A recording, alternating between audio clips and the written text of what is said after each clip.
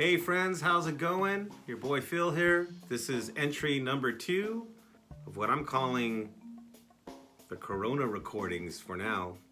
Maybe we'll change the name, but I'm just going with that for the moment. I'm sitting here behind the drum set, and also on the other side of my drum set is my recording rig, my gear, which is basically a computer. I have an Apollo Twin, and I've got a few other goodies. I just finished recording drums, and what I want to show you is just a little bit of what I use to actually track these drums, record these drums. So here's the drum set, and to record, I use this little device here called the Yamaha EAD10. The Yamaha EAD for short, and it's pretty remarkable. I've only had it for about 6 months. It's new technology. Some people hate it. I love it. It changed everything for me. And what happens is there's cords that go on out to this microphone, which is placed right on the bass drum. And there's a series of microphones in here, and they pick up everything around the drum kit, which is amazing. Because normally you would have a series of microphone set up right now.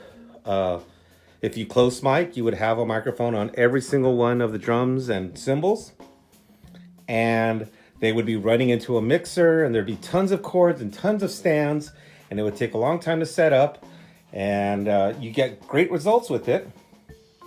But this is new technology which is rivaling those results. Now, I'd be the first person to say that it's not like the very, very, very best quality in the world, you know, like the drummer for Taylor Swift is not recording with this unit. But that said, for home recording and even releasing material, it's incredible. Some wizardry going on in there. The next step of this process will be for me to tighten up the drums in post and edit, add some compression, reverb, all that fun stuff. You'll get a chance to hear it at the end, obviously. I'm starting out with the drums for this particular recording, the Splurge, and I just picked out a tempo that just felt the way I feel today. And that's one of the reasons I like to start out with drums is because I'm a drummer, and there's an essence of simply playing into how I feel in the moment. So that was kind of the tempo and sort of the vibe in that moment. It gives me a template to start off with and to work around and grow a song from. Does it always work out? It works out in its own way, but some things are better than others. Let me address this a little bit. So, in this concept of splurging, the idea is that you're going to create, let's say, 10 things, 10 songs, 10 recordings. And now those 10 recordings, 20% of them are going to be material that you will release to the public. 20% of them will be the good stuff, if you will. And what's interesting is there is a study where people have gone around and tallied up all of the great music that we know, whether it be Michael Jackson to Beethoven to the Beatles.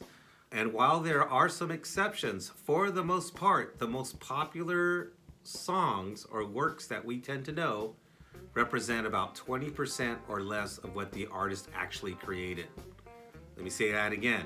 Most everything you're hearing and most popular songs you know by your favorite artist represent about 20% or less of their cumulative creation over their lifetime or up to date. That's what I'm doing right now, is I'm creating a song, and quite honestly, I'm not trying to make one for the ages right now. I'm just gonna create a simple song. I have found there's a lot of people afraid to create a simple song, me included. I went to music school, I'm studied in it, I teach, I know all the theory, and sometimes that can be a curse. That's how there's often a rift in between non-musicians and musicians.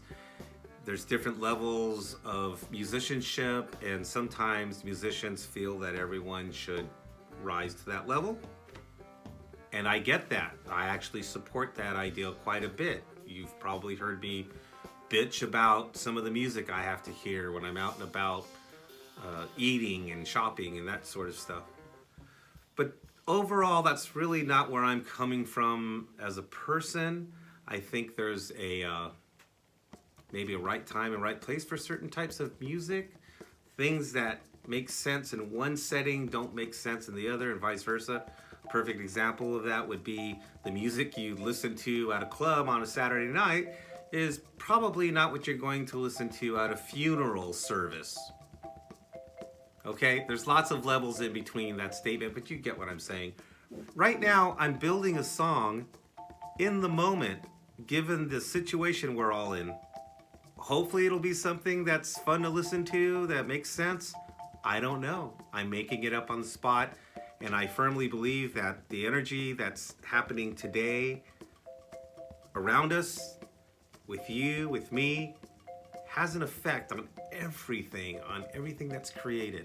I truly believe this. So while there are times where I'm creating for a purpose, I think it's very healthy for people who create to sometimes create without a purpose and to simply create not knowing what happens next.